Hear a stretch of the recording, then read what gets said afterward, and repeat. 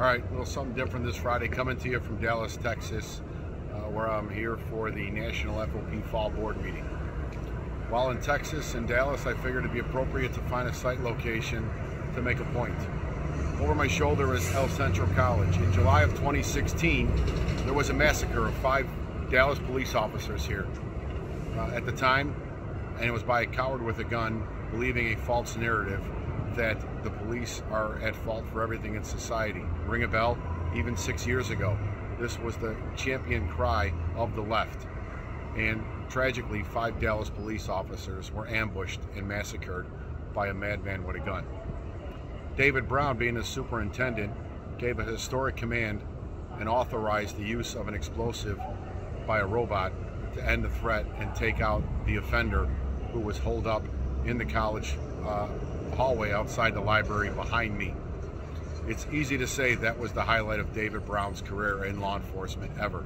Ever since then, he decided apparently to put an end to proactive policing in Chicago like he ended the threat here in Dallas. It's pretty sad that he still has a job a couple years later after he's run this department into the ground. Let's talk the various ways in that that's occurred. Just last night, 2 of our officers in the 25th District were shot at by a moving vehicle. Gunfire, attempted murder of a police officer. Nobody was hit, thankfully. A vehicle pursuit initiated. It was terminated by a supervisor because that's the stupid policy. Even attempted murder of a police officer doesn't encourage proactive policing in today's Chicago Police Department. It's disgusting. They laugh at me here in Texas when I tell them the guidelines we have to follow, whether it's Dallas or anywhere else. It is so different here. Now, fast forward to this morning.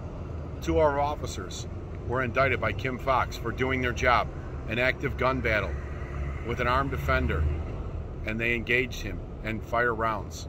And she decided that this was criminally negligent behavior and had them indicted this morning. Do you hear one single peep from David Brown or any other of the exempt ranks in 35th in Michigan talking about this is wrong, this shouldn't occur? No, it doesn't happen because they don't have the backs of the Chicago Police Department. That's just the sad reality. I can go on and on and on with these stories. You know, everybody knows the story of Sergeant Muhammad, who shot an unarmed autistic kid and got a 6-month suspension. Never got indicted, never even got talked about being indicted. But here we are shooting an armed offender, and this world is so upside down. If our members don't realize the importance of this election in November and putting an end to this madness and voting out every single politician who supported HB 3653. Pritzker's talking about moms stealing diapers to put on her babies, and that this is what this was all about, this bill and criminal reform. It's a joke. It's a lie. Martwick is out there talking about, oh, everybody's crying chicken little, the sky is falling. It's going to be a purge. No, it's not. Well, then why didn't they have an inception date prior to the election instead of after the election when they were all safely reelected for another term? Because they know there's a danger here and the streets could go up for grabs even more than they are. Like last night in downtown Chicago, the department has had a year to prepare for the nonsense that happened last year under the name of Mexican Independence Pride. That's one thing. Having a parade, showing your pride's great. Shutting down the streets, shooting fireworks, chaos, climbing on top of buses. That is not celebration. That is borderline anarchy. But it's allowed.